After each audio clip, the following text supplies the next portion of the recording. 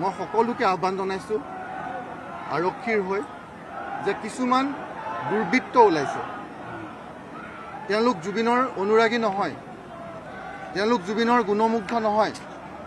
জুবিনৰ অনুৰাগী আৰু গুণমুগ্ধই আনক গৈ পেলাই অসুবিধা নকৰে, আনৰ অধিকাৰ খৰ্ব নকৰে। জুবিনে সদায় অধিকাৰৰ কথা কৈছিলে। অধিকাৰ মানে প্ৰত্যেকৰে অধিকাৰ, মোৰ অধিকাৰ, আপোনাৰ অধিকাৰ, আমাৰ সকলোৰে অধিকাৰ। যেনেকৈ মই মোৰ অধিকাৰ বিচাৰোঁ, তেনেকৈ আনৰ অধিকাৰ ৰক্ষা কৰাটোও মোৰ দায়িত্ব, যিটো জুবিনে বিচাৰিছিলে। গতিকে আনৰ সা সুবিধালৈ লক্ষ্য নকৰাকৈ এটা পৰিস্থিতিৰ সুবিধা ল'বলৈ যিবিলাক দুৰ্বৃত্ত ওলাই আহিছে, সেইবিলাকক ৰোধ কৰাটো কিন্তু যিখিনি প্ৰকৃত জুবিন অনুৰাগী, যিখিনি প্ৰকৃত গুণমুগ্ধ, তেওঁলোকৰ কিন্তু দায়িত্ব। আৰু সেই দায়িত্ব আমি প্ৰশাসনে পালন কৰিম।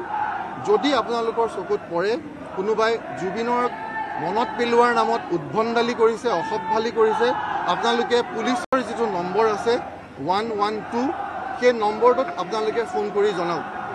আমি ততালিকে যাৱতীয় ব্যৱস্থা গ্ৰহণ কৰিম।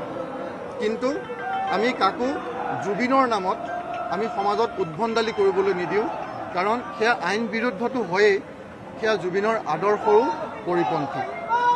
সেইকাৰণে মই সকলোকে আহ্বান জনাইছোঁ, আমি সকলোৱে জুবিনৰ আদৰ্শৰে, জুবিনৰ সৃষ্টিশীলতাৰ প্ৰতি সন্মান জনাই আমি সেই আদৰ্শৰে, আমি সেই অনুকম্পা আৰু সেই সংবেদনশীলতাৰে সোঁৱৰোঁ। আৰু লগতে আমি পৰিয়ালটোকো তেওঁলোকৰ মনত যিখিনি আছে সেইখিনি যাতে তেওঁলোকে এই কঠিন সময়খিনিত তেওঁলোকে খুব শান্তিৰে, কোনো ডিষ্টাৰ্ব নোপোৱাকৈ যাতে তেওঁলোকে এই সময়খিনি কটাব পাৰে, আমি সেইখিনি ব্যৱস্থা ল'ম।